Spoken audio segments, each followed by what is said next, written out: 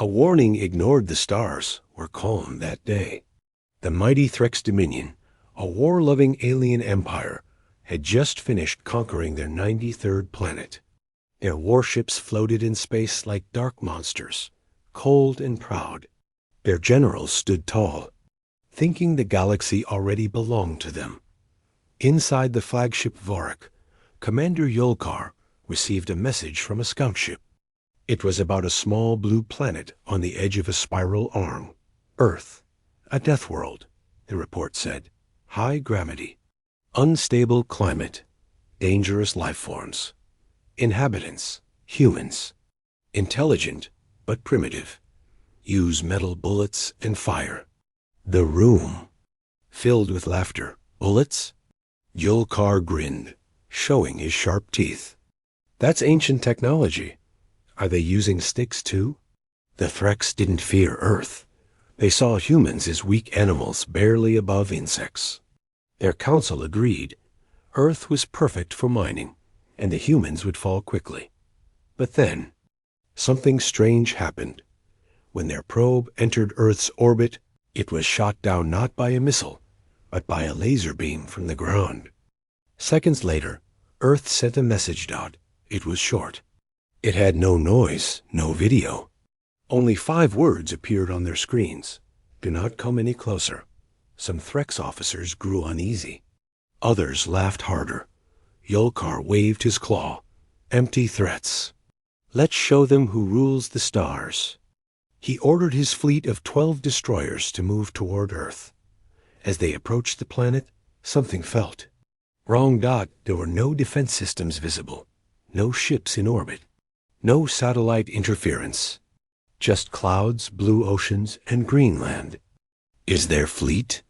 One officer whispered. Yolkar growled. Hiding or running. Scan again. But the scans came back blank. No signs of military power. No visible weapons. Just civilian buildings and empty roads. Yolkar's eyes narrowed. They must be bluffing. The destroyers moved into attack position. The first orders were simple. Target communication hubs, power stations, and large cities. Make them kneel before the Threx. Missiles were fired. They hit targets, but the explosions didn't look right.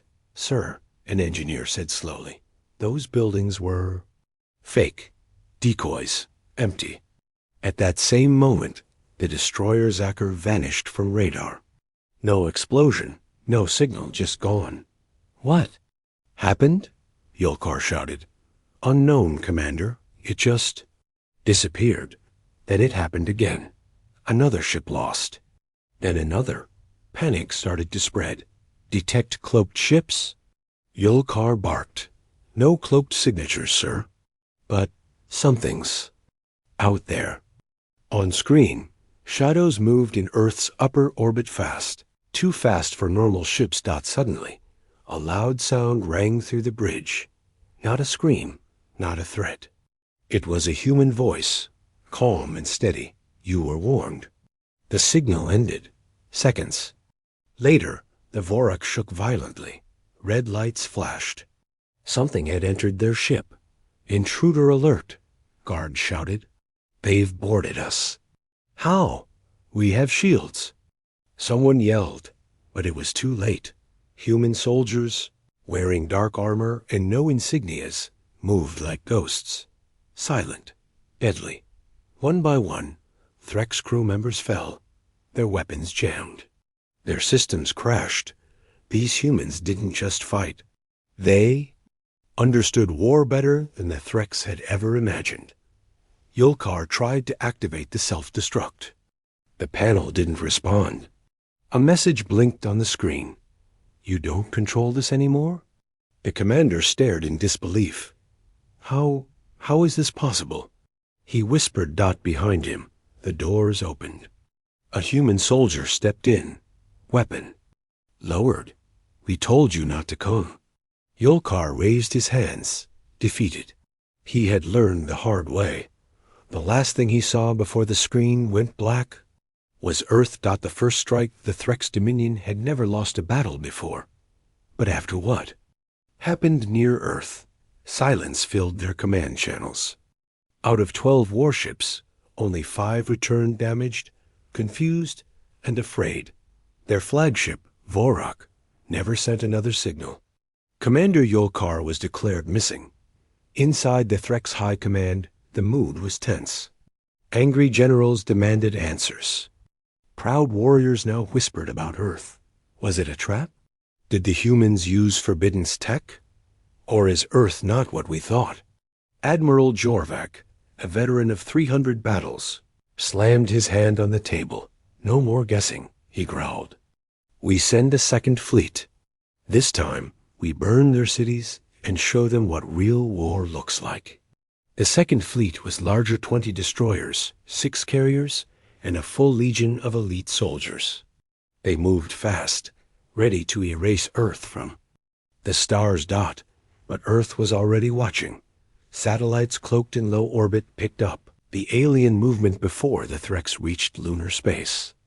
Deep inside Earth's defense, command called Project Sentinel generals stood before glowing maps and screens.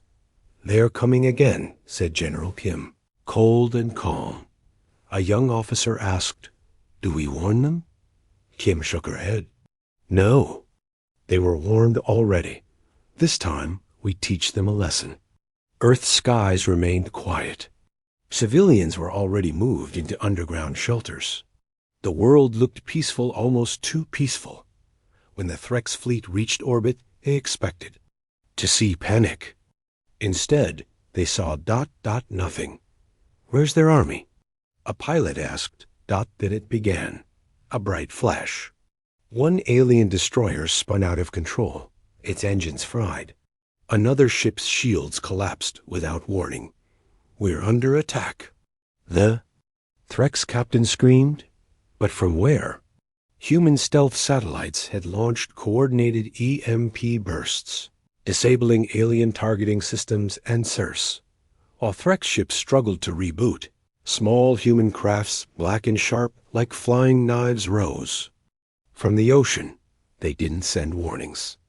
They didn't ask questions. They struck, using advanced railguns and silent missiles. Earth's fleet tore through the Threx formation. One by one, the alien ships fell.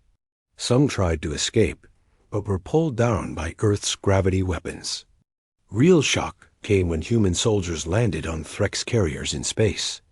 These humans moved in silence. No screams, no radio chatter. They used hand signals, coordinated strikes, and non-lethal tech to disable alien engines and lock their weapons. They didn't fight with rage. They fought with precision, with experience, with strategy. Inside the carrier Corvex, General Roger watched helplessly as his systems went dark. Human operatives had hacked their network mid-battle. How are they doing this? He whispered. They knew everything. A Threx tech whispered back. Our codes, our formations, even our thoughts. One human soldier appeared in front of the general. Helmet on, face unreadable. He placed a small device on the control panel. It played a short recording. You attacked a peaceful world. You called us primitive, weak. But now you see humanity does not fight for conquest. We fight to end wars. Then the soldier disappeared as quickly as he came. A few minutes later, the ship powered down completely. Roger could do nothing but watch Earth's blue curve slowly rise outside the window. Back at Project Sentinel, General Kim received word. The alien fleet has been disabled. Casualties on our side, 0. She nodded once. Good. Begin phase. 2. In space, human ships surrounded the remaining alien vessels. A message was sent to the Threx homeworld. A video appeared on every Threx screen. It showed their entire second fleet floating, powerless, silent, surrounded by Earth's war machines. Then a human voice spoke. "We gave you a warning. This was your first lesson. If you return, you won't get a second." The Ghost Protocol of the galaxy was shocked.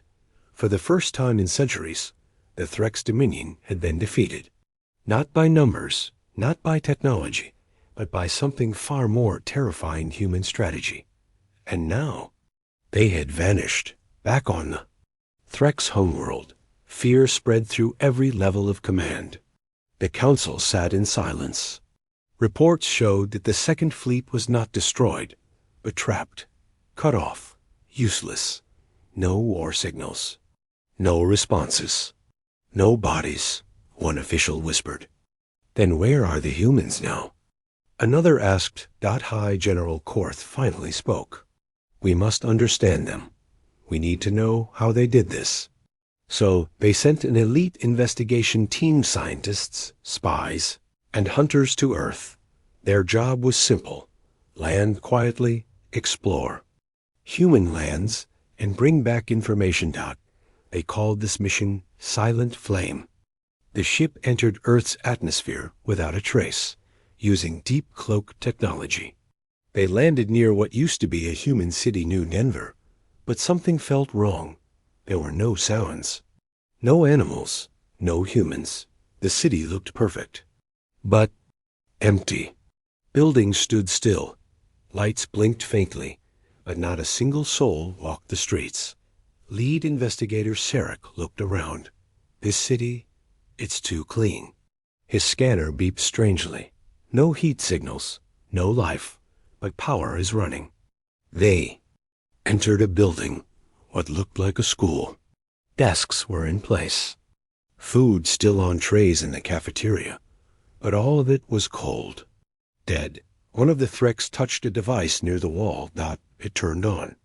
A human child's voice echoed, "Welcome. You're too late."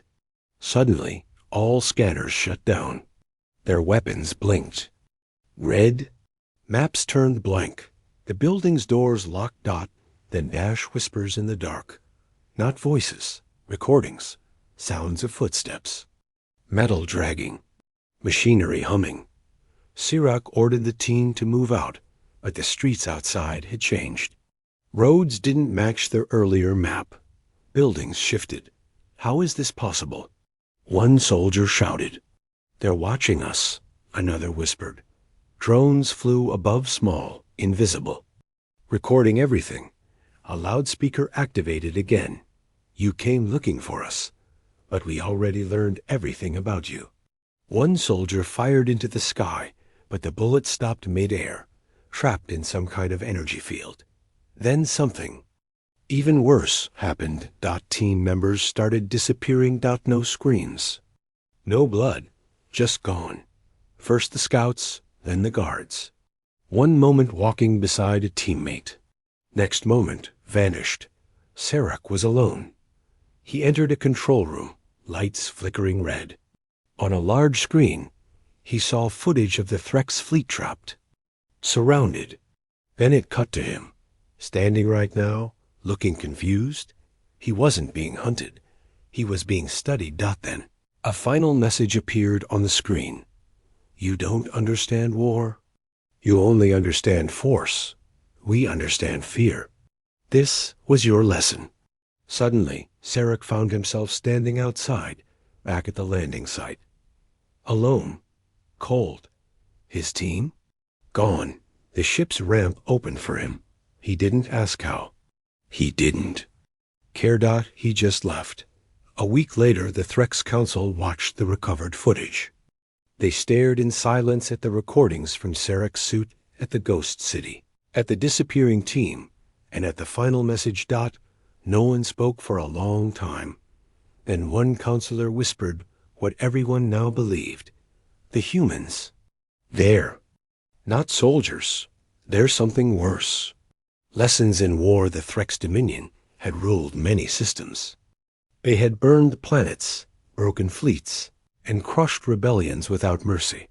But Earth had done something no one expected, fought smarter, not louder. After the failure of Mission Silent Flame, the Threx Council grew desperate. Pride turned into fear. Rumors spread in the outer colonies. The humans can disappear into shadows. They control machines with their minds. Their planet eats invaders alive. High General Korth silenced the talk. He stood before the War Council and growled, Fear is for the weak. The humans are not gods. We will end this now. And so they prepared the largest fleet in Threx history. Over 100 ships, 15 dreadnoughts, a planetary-class supercarrier. They called it the Ash Storm Armada. Their plan was simple: strike hard, strike fast, and break Earth before it could fight back. As they entered the solar system, Earth responded with silence, no warning. No weapons, no defense signals. "It's a trap," whispered one Threx officer. But they didn't turn back. They reached orbit again. Earth looked quiet, still blue and green, still peaceful. Then the skies above Earth ripped open. Dozens of massive, dark ships uncloaked. Earth's real fleet hidden behind lunar shadows. Cloaked in stealth finally showed itself. They weren't sleek like Threx ships. They were brutal, angular, sharp like blades forged for war. The largest human ship, HSS Revenant, moved forward. One human message echoed across the stars. "You brought fire. We brought the storm." And then chaos began. Earth launched weapons never seen before. Some were graviton disruptors. They crushed Threx ships under artificial gravity, pulling hulls apart. Some used temperature warfare targeting systems, with extreme heat and cold, melting armor or freezing engines. Others fired smart shrapnel, micro-fragments that cut through shields like paper. Threx commanders panicked. They knew our formations. They know our weak points. They're jamming all signals. Even our thoughts feel heavy. Our fleet is falling apart. Human drones swarmed like insects, cutting through defense lines. But even worse were the ground strikes. On Threx colony worlds, small teams of humans landed silently, disabling defense grids, taking control of communication towers, and vanishing before anyone could respond. They didn't want territory. They wanted the enemy to feel helpless. Inside the command bridge of HSS Revenant, General Kim watched the battle without emotion. They sent 3 fleets, all crushed. "This one will be no different." A young officer spoke. "Do we finish them?" Kim thought for a moment. "No, not yet. Let them crawl home." She pressed a button. Across the battlefield, human ships halted their attacks. A message was sent directly to Threx High Command. "This is not your galaxy anymore." Back on the Threx homeworld, High General Quarth stared at the report. Strongest fleet destroyed. Millions of soldiers lost. No humans captured. No tech stolen. No victory. Only silence. Quarth fell to his knees, hands shaking. His voice cracked as he spoke the words no Threx had ever dared to say before. "We cannot win." Across the galaxy, news spread fast. Species, once afraid of Threx. Power now looked to Earth. Who were these humans? Why had they hidden for so long? Some called them monsters. Others called them saviors. But all agreed on one truth. Humans understood war in a way no one else did. Humanity's message, the stars, had fallen silent. The mighty Threx Dominion, once proud and unshaken, now sat in the shadow of fear. Their fleets were broken, their generals lost. Their soldiers whispered of ghosts in black armor, ships that vanished, and weapons that bent the laws of physics. But what haunted them most was the silence. Earth had not attacked their homeworld. Humans could have destroyed Threx planets. They could have crushed cities from orbit, unleashed viruses, or sent armies. But they didn't. They just waited. In the Threx war chambers, silence was broken when a new signal appeared, one not from any known channel. "Unknown transmission detected," said the tech officer. "Source?" asked the new fleet commander. The tech's voice was shaking. "Earth." Every screen turned black. Then the Earth symbol appeared, a blue sphere, slowly spinning. A voice followed, clear, calm, human. "To the leaders of the Threx Dominion, this is humanity speaking. Across dozens of Threx systems, that message played on every screen: military, civilian, private, public. No one could stop it. You came to our world with fire. You brought ships, weapons, soldiers. You believed. We were weak, simple, easy to conquer. You were wrong. The screen showed a series of images: Threx fleets floating in pieces, human ships moving like shadows, cities untouched by war. Then the voice continued. We did not ask for war, but we are not afraid of it. We fight with our minds, our machines, our unity. We do not need numbers. We need only purpose. You have learned what happens when you test humanity. There was a long pause. And came the final words. This is your last warning. Do not return. Do not follow. Stay away or face extinction. The screen blinked off. On every Threx world, the people sat frozen. Some cried, some screamed. Others just turned off their screens and walked away in silence. High Command couldn't respond. Their communication network had been locked by Earth. Even after the message ended, they couldn't send signals for 6 entire hours. It was no longer a war. It was a lesson. Back on Earth, General Kim watched the stars from a glass window inside Project Sentinel. A younger officer walked beside her. Do you think they'll listen this time? Kim didn't look away. They will. And if they don't? Kim finally turned. Her eyes were steady. Then we remind them why Earth was called a death world long before we had ships. Above Earth, the HSS Revenant returned to shadow mode, vanishing from the sky, leaving only blue oceans and quiet clouds behind. Peace had returned, but the galaxy now understood. Humanity did not need to rule. They only needed to be left alone. The legend of Earth years passed. The galaxy moved forward, but it never forgot what happened near the blue planet called Earth. The Threx Dominion was no longer feared. Their war fleets were smaller. Their leaders spoke carefully now. Their empire had survived, but its pride had not. Inside Threx schools, the maps were changed. A wide, empty circle surrounded Earth's star system. One word was written there in bold red letters: unreachable. The students were told nothing. Just a warning. Never go near the Terran zone. The older ones, though, remembered the message. The voice. The silence that followed. Across other alien empires, things were different too. The Choron, once allies of the Threx, canceled all plans for war expansion. The Zealothi, a peaceful race, sent Earth a simple message of respect. We will never forget your mercy. The Dravians, known for testing unknown planets, erased Earth from their exploration logs, that no one dared to send a ship there again. And yet, stories continued to spread, whispers in deep space stations. Tales told by old soldiers in forgotten bars, legends of human soldiers who moved like shadows, of machines that thought faster than minds, of a planet that didn't fear death but understood it better than anyone.